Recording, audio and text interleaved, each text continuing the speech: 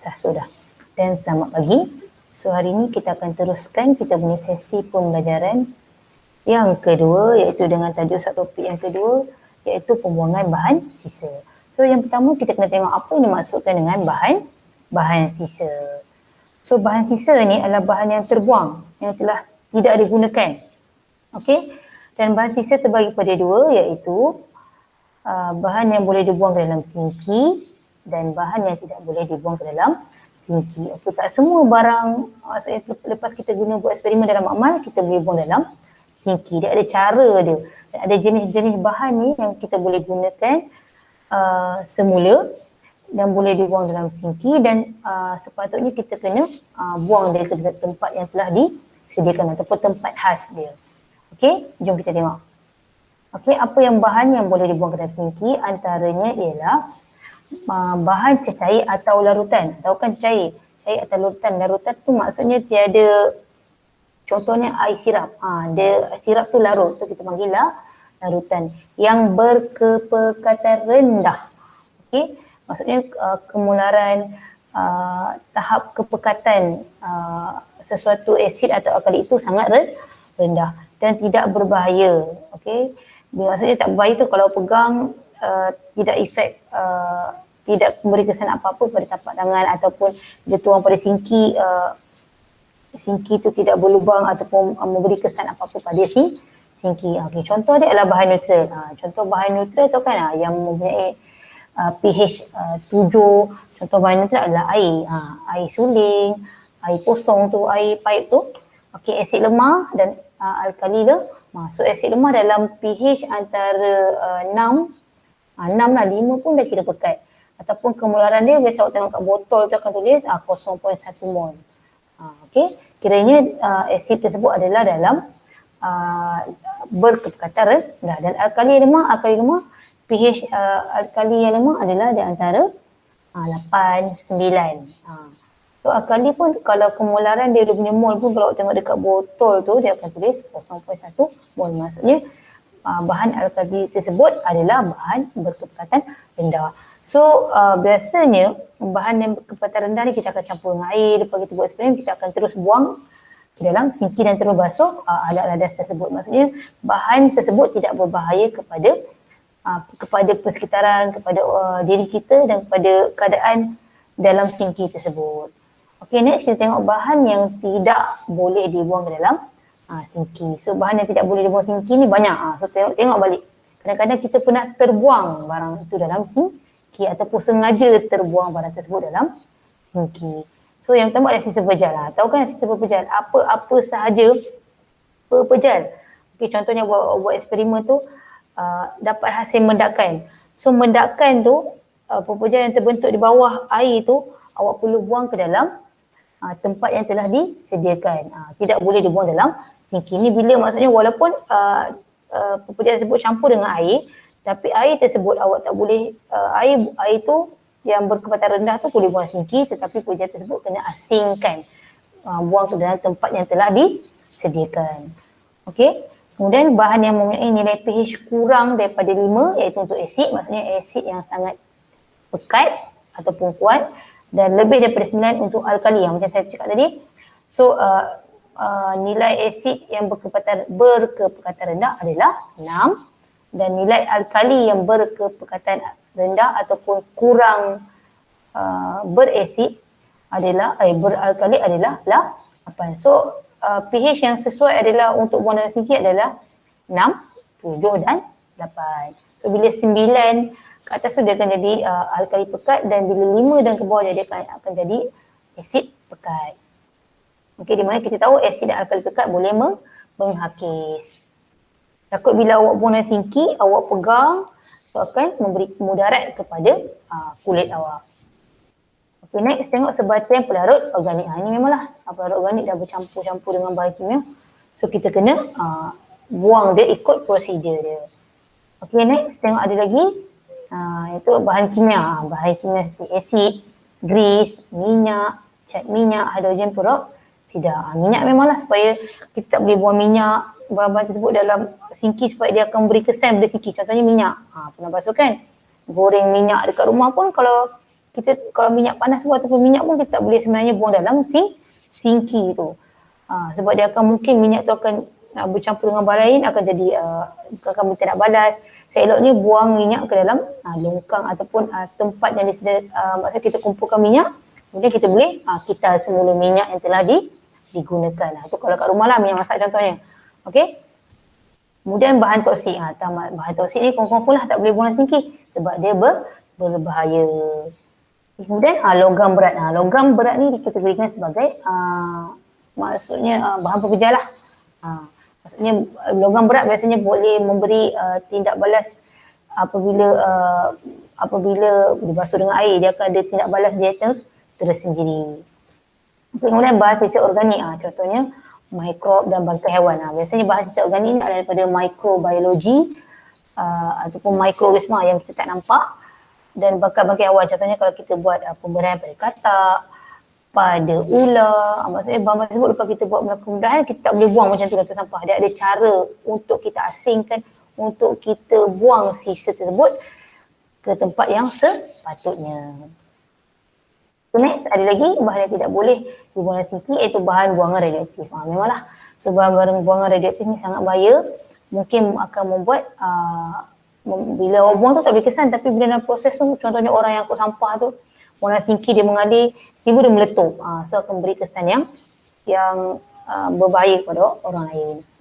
Walaupun dia dalam bentuk cair. Okey, kemudian bahan yang mudah meruap. Meruap maksudnya mudah yang kuat asap banyak tu. Tu pun tak boleh.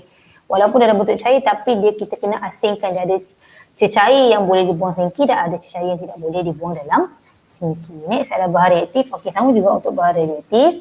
Kemudian so macam saya cakap tadi, bahan yang boleh dibuang dalam sinki, so kita akan uruskan macam biasa, kita akan basuh letak dalam sinki macam biasa. Kemudian kalau bagi bahan yang tidak boleh dibuang dalam sinki, dia ada prosedur operasi standard dia ataupun POS, ataupun bahasa Inggeris ni kita panggil SOP. Biasa kan sekarang dengan SOP. Apa tu SOP?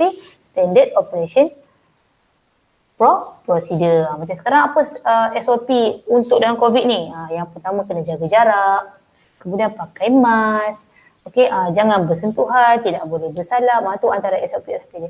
Sama juga untuk kita lupus atau buang bahan sisa biologi ni, bahan yang tidak boleh luar sinki tadi, dia ada SOP yang kita perlu ikut. Kalau tak ikut, akan memberikan mudarat ataupun kesan kepada orang lain. Macam awak tak ikut SOP pakai mask, mungkin akan memberikan kemudaratan kepada awak untuk dapat COVID. Itu contoh dia. Okay. Setelah itu, dia kata prosedur operasi standard adalah bahan biologi ialah proses yang digunakan untuk tujuan mengurus pelupusan sisa biologi di makmal. Kita fokuskan kita punya pengurusan ni lebih kepada di makmal. Okay. So setiap bahan yang tadi tidak boleh dibuang dalam sinki tadi, kita akan kategorikan ikut kategori, iaitu kategori A, B, C dan D. Dan kategori itu akan diasingkan ikut jenis bahan dia. Okey, contohnya kategori A adalah peralatan tajam, contohnya adalah picagari. Tahu kan picagari? Jarum dan bilah skalpel. Okey, picagari itu adalah tempat kita cucuk. Ni, ajak saya tunjuk Mama ni picagari. Ni contoh. Ni picagari gambar atas tu, maksudnya pernah ambil air kan ataupun makan ubat, tempat doktor cucuk jarum, tu picagari. Picagari, jarum, bilah skalpel ataupun gunting. Gunting tu yang biasanya objek-objek tajam lah, pisau dan sebagainya. So kita akan buang, dia tak buang lah sebab peralatan ni kita boleh gunakan semula. So ada cara dia, iaitu kita akan, maksudnya kita akan macam nak uruskan untuk kategori A, kita akan masukkan picagari, macam jarum-jarum yang doktor ataupun nurse yang dah guna, kita tak boleh gunakan pada orang lain. Kita kena guna jarum yang baru. Itu kita kena masukkan bahan-bahan tersebut ke dalam bekas khas. Dia ada label nanti, bekas sita tajam. Kemudian dia tidak di autoclave. Okey, apa yang dimaksudkan dengan autoclave? Autoclave adalah satu periuk yang bertekanan tinggi, iaitu suhu yang terlalu tinggi, iaitu sehingga 120 darjah Celsius, di mana ni contoh autoclave, ni mesin dia. So ni periuk, kita panggil periuk So dalam periuk ni kita akan periuk ni bahan-bahan tajam tadi akan dimasukkan dalam plastik ni, plastik sisa tajam tu, kemudian akan dimasukkan ke dalam periuk autoclave ni, di mana dia akan tutup pada suhu tinggi selama 20 minit. Untuk dalam mesin ni uap akan dikeluarkan. So proses penguapan tu dalam suhu tinggi akan membunuh mikroorganisma dan segala bakteria yang ada terdapat pada objek tajam tersebut. Okey. Selepas di autoclave ataupun selepas dia ni baru kita keluarkan. Tapi dalam untuk yang jarum ni kita tak autoclave. Maksudnya jarum telah cucuk orang, kita tak autoclave. Kita akan terus buang, kita guna yang baru. Tu kalau contohnya objek-objek yang lain. Tapi dalam untuk kategori A, peralatan yang tajam kita dah guna, kita akan buang. Okay. Kemudian bekas yang disimpan di tempat yang selamat sebelum dilupuskan. Kiranya bekas sisa tajam itu akan dikumpulkan, kemudian akan dikumpulkan dalam satu bekas yang selamat sebelum dilupuskan oleh pihak-pihak tertentu. Okay, next tengok jenis yang kedua, kategori B, iaitu di mana jenis bahan sisa biologinya adalah pepejal yang tidak tajam. Kalau tadi kategori A adalah pepejal tajam, dalam kategori B adalah pepejal yang tidak tajam. Contohnya adalah sarung tangan, tisu. Nampak ya, tisu nampak macam benda remeh tapi tak boleh buang dalam tangki ataupun dalam toilet. Biasa kan. Okay, kemudian medium kultur. Okey, tengok macam mana dikatakan pepejal tak tajam. Okay, ni contoh dia. Kategori pepejal tajam. Tengok tu. Tisu medium kultur maksudnya sampel kita. Sampel kita dah guna macam tisu yang telah kita ada bakteria dan sebagainya, tu sampel. Kultur tu maksudnya yang kultur tisu, tisu yang tidak nampak, contohnya badan awak ada tisu kan, bukanlah tisu yang untuk lap-lap tu. Okey, sarung tangan digunakan pun kena buang. Macam sekarang kan, awak dah orang yang COVID nak pakai sarung tangan tu tak boleh kita basuh, kita kena kita tak boleh guna balik, so kita kena buang dia. Okay, so macam mana cara kita nak uruskan untuk kategori B? Okay, iaitu yang pertama, semua bahan tersebut, sarung tangan, tisu tu akan dibungkus dan dimasukkan dalam beg plastik yang dilabel sebagai bahaya. Kalau tadi yang kita labelkan bekas sisa tajam, kalau yang ni kita masukkan dalam beg plastik bahaya.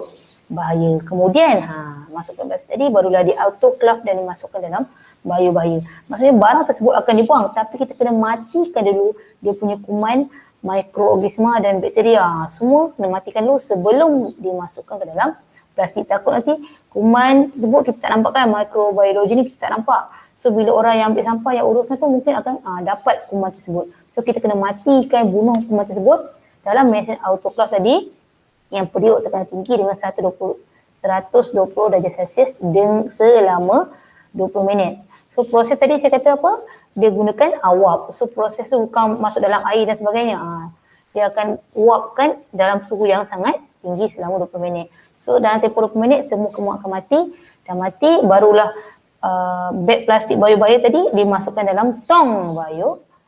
Dengan plastik baru masuk ke dalam tong. Kemudian kategori C adalah kategori untuk organisma bangkai yang telah kita gunakan. Biasanya bangkai, organ. Okey, contohnya haiwan makmal, haiwan uji kaji. Haiwan-haiwan kebanyakan kita dah guna ular, batak, tikus, lipas.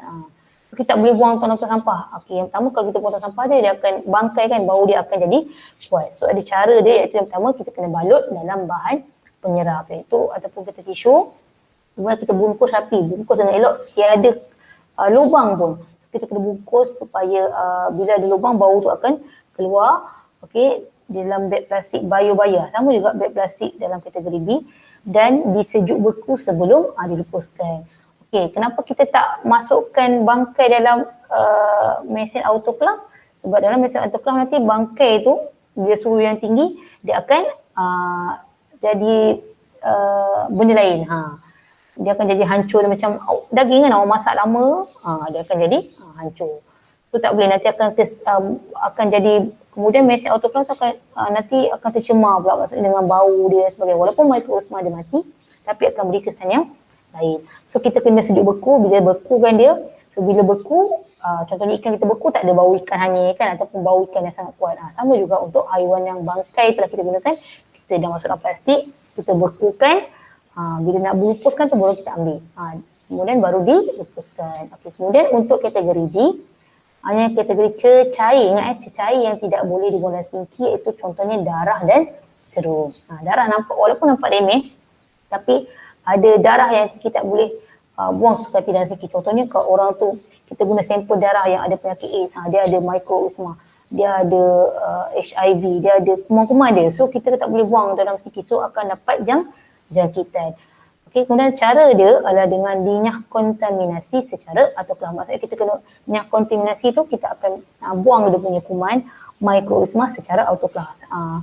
Masukkan dalam plastik, kemudian akan dimasuk dalam autoklav, kemudian akan buang mikroorganisma. Kemudian dah masuk dalam autoklav selama 20 minit, kemudian akan dipuskan secara terus dalam sistem kumbahan. Barulah kita boleh buang darah tadi yang make sure betul-betul dah tak ada kuman, dah tak ada mikroorganisma, sebarang maksudnya kuman lah.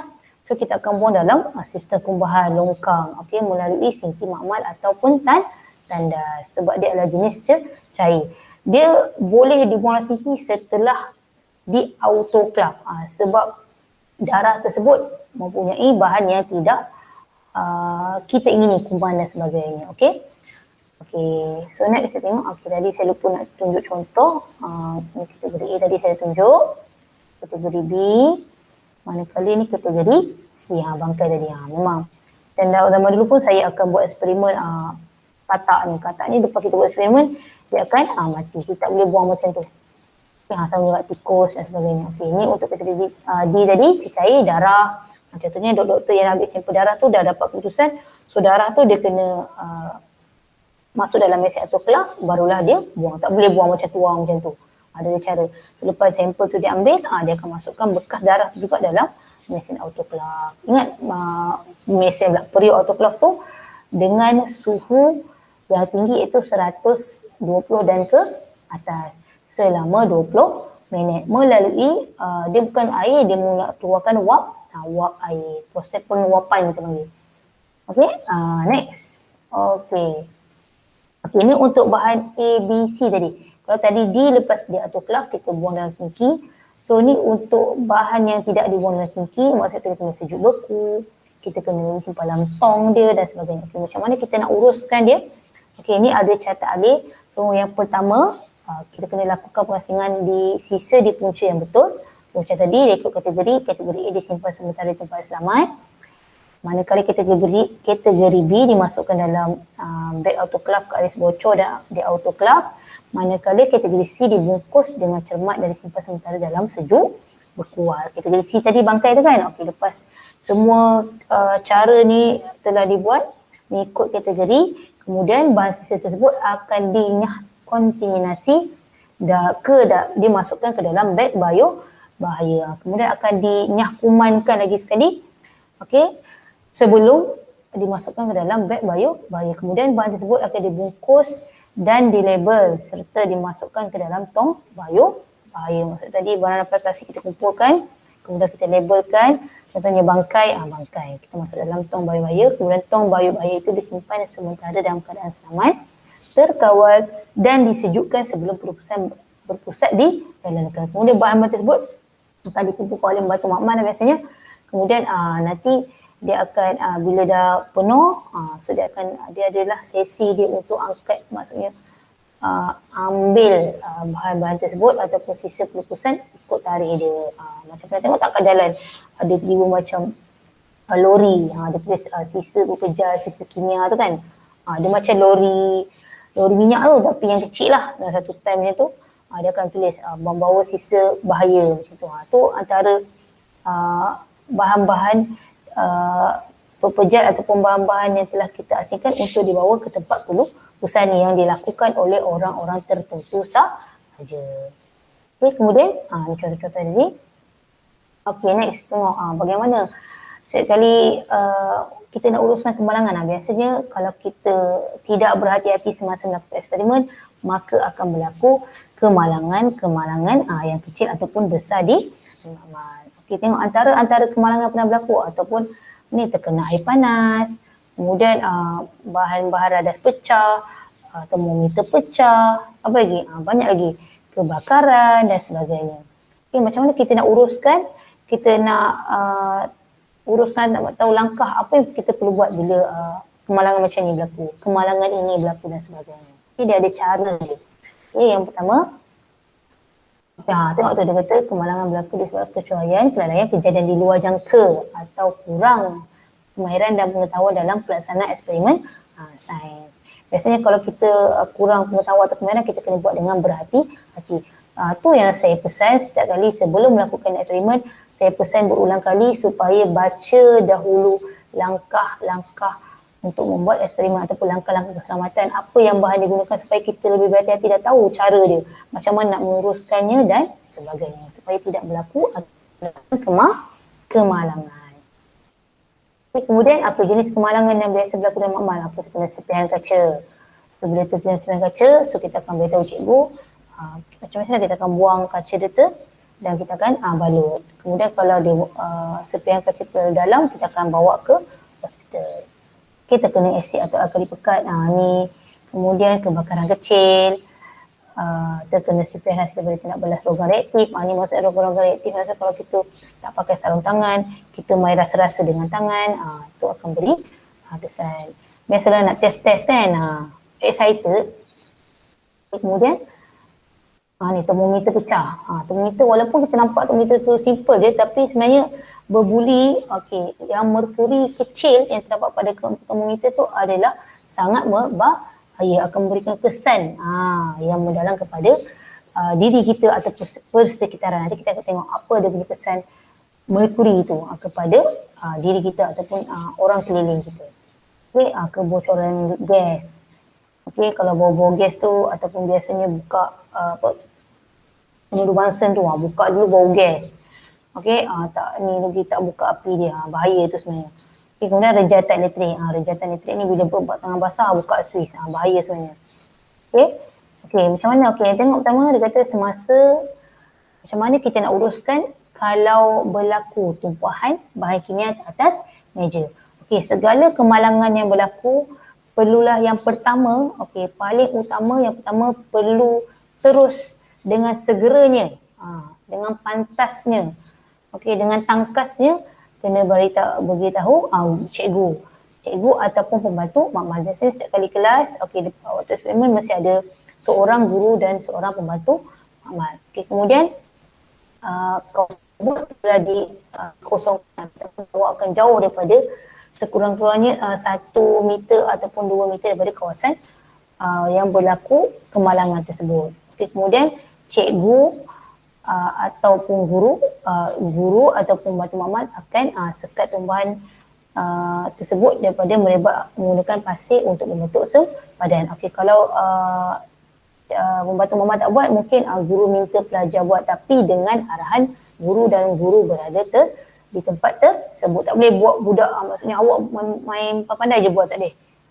Semuanya kena berpandukan arahan pembantu makmal ataupun guru. Kemudian lepas buat sekatan, maksudnya supaya bahan tersebut tidak melebar ke tempat lain, barulah kita kaut tumpahan bahan kimia tersebut dan buang dengan selamat. Ikut prosedur tadi, jenis A ke B ke C ataupun D. Jelas? So apa-apa yang pertama mesti beritahu pada guru. Pada guru, kemudian jauh daripada bahan tersebut. Kemudian guru dan pembantu makmal akan buat tindakan selanjutnya. Kemudian ni saya cakap tadi, apa yang berlaku kalau termometer pecah. Ni dikatakan sebab merkuri tu, tengok merkuri sebenarnya akan, kalau dia pecah dan bila dia jatuh, dia akan meruap dan boleh menyerang sistem saraf. So maksudnya bila awak pegang merkuri tu, memang awak tak rasa apa-apa, tapi dia boleh akan mengganggu sistem saraf. Maksudnya sistem saraf awak, otak terganggu, sistem saraf pergerakan semua akan terganggu. Bukan secara cepat, secara lambat akan terganggu. Kemudian salur pencernaan, maksudnya awak nak makan tak selera, awak punya proses makanan untuk diproses tu, nak keluar jadi tinja tu, jadi tahi tu lambat, mungkin akan terganggu. Sistem pembiakan boleh menyebabkan kemandulan dan ginjal. Maksudnya dia akan mengganggu sistem saraf lah paling utama. Bila si saraf terganggu, maksudnya badan awak semua akan, sistem lain semua akan terganggu. So cara dia yang pertama, macam biasalah saya kata, yang pertama kena beritahu guru ataupun pembantu makmal. Okey, kemudian dia jadi guru makmal. Yang kedua dah bagi tahu, kemudian kena jauh daripada tempat tersebut. Kemudian barulah pembantu makmal ataupun guru mengambil tindakan segera, iaitu di mana merkuri tersebut walaupun kecil sebesar 1 cm, okey, kita akan taburkan dengan serbuk sulfur. Tutup merkuri itu supaya dia tidak meluap ataupun tidak biasanya merkuri dia mula meluap dan memberi kesan bila orang keliling menghidunya. Walaupun tak nampak, bau dia tak kuat, tapi bila kita bernafas, merkuri tu dia punya meluap tu masuk ke udara dan bila kita bernafas kita akan terhidu. Dia akan beri kesan pada kita punya sistem saraf. Lepas tutup masa kita tutup sementara, kemudian kita akan telefon bomba dan bomba akan lakukan tindakan yang sewajarnya. Macam dia akan buang, kemudian dia akan bersihkan tempat tumpahan merkuri tersebut. Okey? Itu jelas? Yang pertama ingat mesti beritahu cikgu, yang kedua jauhkan daripada tempat tersebut, kemudian kita akan ambil langkah-langkah yang seterusnya. Okey, itu saja untuk hari ini. So, saya nak awak buat latihan. Tak apa, itu nanti saya akan beritahu. Itu saja untuk hari ini. Sekian, terima kasih. Kita jumpa lagi untuk tajuk yang seterusnya 1.3. Okay, sila buat rujukan ataupun baca dulu 1.3 sebelum nanti saya akan ajar pada perjumpaan yang akan datang. Okey, itu saja. Sekian, terima kasih. Assalamualaikum dan selamat sejahtera.